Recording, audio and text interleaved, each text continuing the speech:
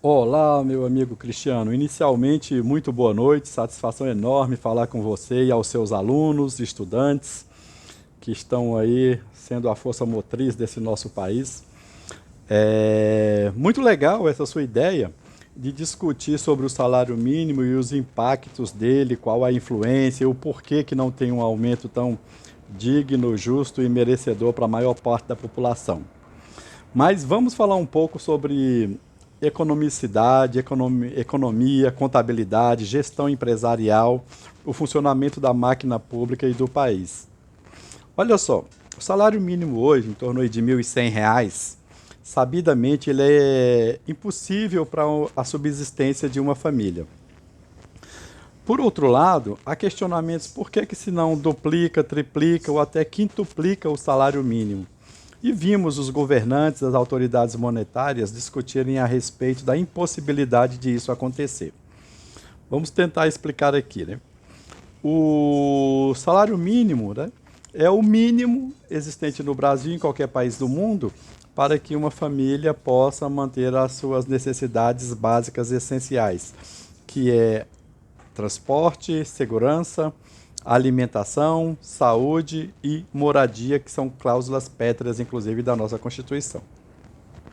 Nos Estados Unidos, por exemplo, o salário mínimo lá é US$ 1.254. Se formos converter para o real, vai dar em torno aí de R$ 4.780. Na nossa vizinha Argentina, o salário mínimo é 6.560 pesos, o que vai dar aí em torno de 900 e poucos reais. O maior salário mínimo da Europa, tá, é em torno de 3.200 euros, o que equivale mais ou menos a 5.600 reais. Mas vamos lá entender. Os Estados Unidos, que é a maior economia do mundo, o país mais desenvolvido do mundo, lá não tem direitos trabalhistas como no Brasil. Lá, por exemplo, não tem férias, 13º salário, lá não tem seguro-desemprego, lá não tem uma aposentadoria por tempo de serviço nos moldes do Brasil. Se você for para o Reino Unido, por exemplo, sobretudo na Inglaterra, a previdência lá é uma das, entre aspas, mais difíceis do mundo, totalmente arcaica. E olha que nós estamos falando de um país de primeiro mundo. Estamos falando de Inglaterra, Reino Unido. Inclusive na Netflix tem um filme chamado Eu, Daniel Blades. Vale a pena vocês assistirem. Ele é um documentário contando um caso real, o quão difícil é se aposentar na Inglaterra e em outros países que compõem o Reino Unido. No Brasil, o salário mínimo está baixo, bastante baixo.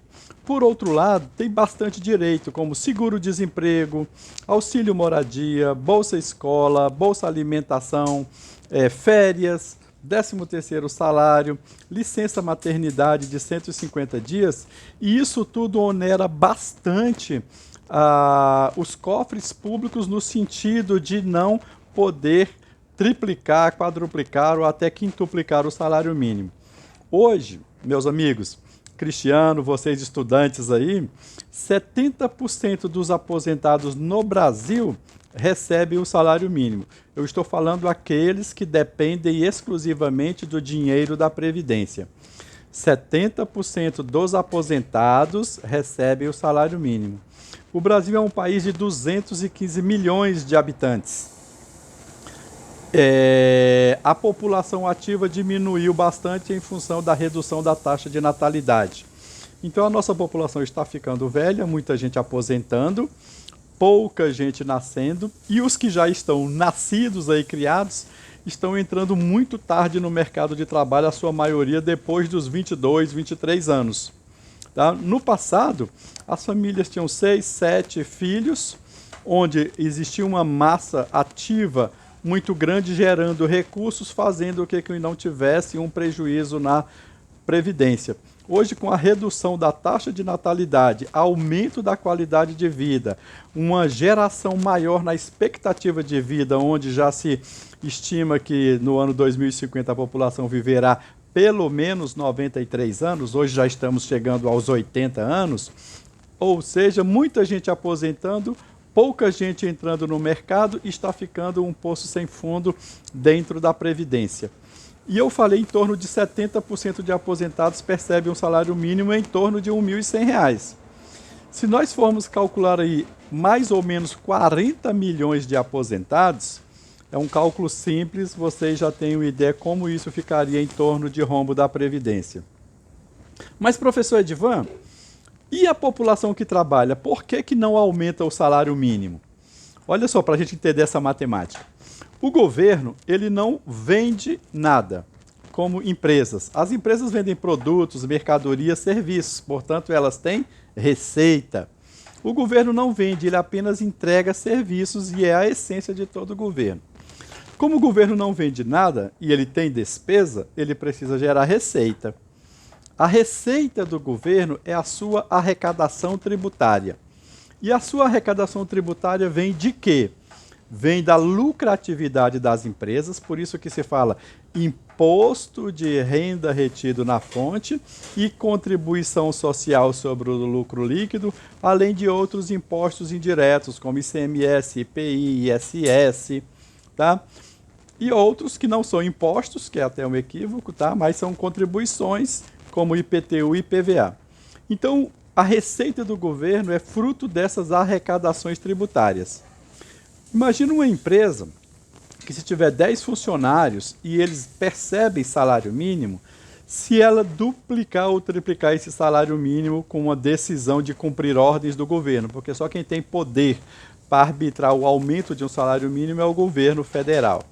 Então, se o governo arbitra esse salário, a folha de pagamento dessa empresa vai lá nas alturas, além de o salário, ela tem que pagar todos os encargos sociais que acompanham a mesma proporção, aquilo que eu falei anteriormente, 13º salário, férias, provisão, outros encargos sociais como o INSS, o Fundo de Garantia por Tempo de Serviço, aliás, nos Estados Unidos também não tem FGTS.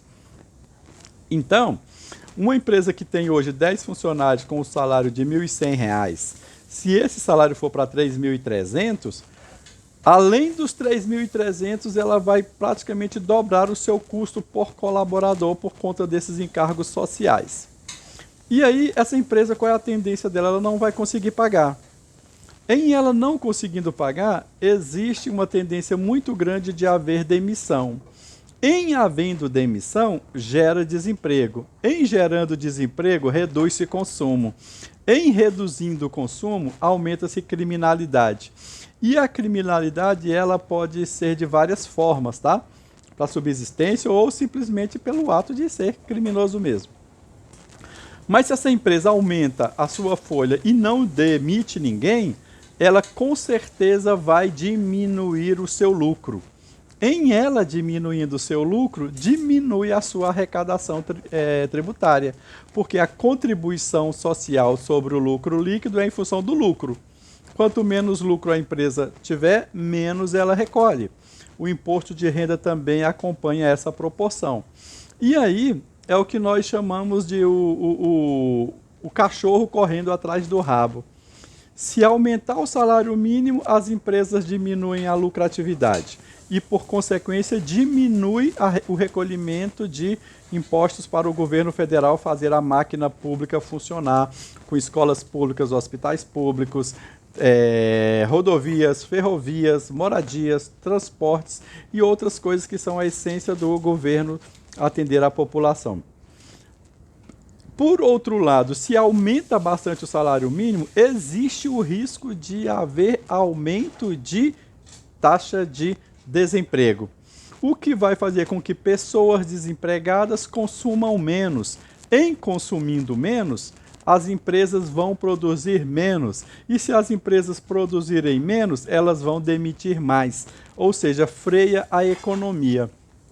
Então, quando se fala em aumento de salário mínimo, é importante entender essa contextualização toda para saber que não é apenas aumentar o salário mínimo, é o impacto disso na cadeia de valor, na cadeia produtiva. É uma análise muito tranquila. Vamos imaginar que você viva de salário mínimo. Você tenha um salário mínimo. Naturalmente você torce para que esse salário mínimo aumente, duplique, triplique.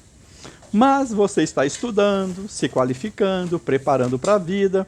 Daqui a pouco você vai ser um profissional liberal, um empresário ou um outro tipo de ocupação que você não dependerá mais do salário mínimo. Vai ter uma renda aí de 10, 15, 20 salários mínimos, em torno de 10, 15, 20 mil reais. E nisso você vai precisar contratar empregados. O pensamento vai inverter. Naturalmente, essas pessoas vão dizer, aumentar o salário mínimo agora é problema, porque eu vou aumentar a minha despesa e o meu salário não acompanha essa proporção. Estou tentando trazer aqui para vocês o impacto disso aí em uma decisão de aumentar o salário mínimo, onde ela influencia toda uma cadeia produtiva. De 2020 para 2021, o salário mínimo aumentou 5,26%. que gerou um impacto de 2 bilhões e 800 milhões no caixa do governo. Agora, é importante a gente entender também outra dinâmica. Nós vimos aí o auxílio emergencial, várias famílias comemorando, felizes porque receberam auxílios de 300, 600 reais. Parte da população consegue sobreviver com isso. Seguramente eu não, você não e outras pessoas também não. Mas o que pode não ser essencial ou suficiente para nós é meio de subsistência, de sobrevivência dessas pessoas que muitas têm rendas de 70 reais. Então, esses impactos, quando a gente fala um auxílio emergencial de 300 reais, para essas famílias que não têm essa condição privilegiada que nós temos, esse 300 reais faz uma diferença enorme. Só que foram 40 milhões de pessoas beneficiadas com esse auxílio emergencial de 600 reais. Então, é um cálculo. 600 reais multiplicado por 40 milhões de pessoas, imagina esse impacto no caixa. Isso nós chamamos de orçamento, de estrutura governamental. Você aí não deve gastar mais do que o que você recebe, deve projetar quanto você recebe para poder gerar as suas despesas em cima desse montante que nós chamamos aí de gastos. Assim funciona qualquer empresa, funciona qualquer governo, qualquer orçamento, independentemente se é familiar, pessoal, doméstico, governamental na esfera federal, estadual ou municipal. Qual vai ser a minha receita, a minha arrecadação para eu ter despesas compatíveis para que não tenhamos um déficit? Espero ter contribuído aqui só para vocês entenderem o impacto que gera com o aumento de salário mínimo na cadeia toda.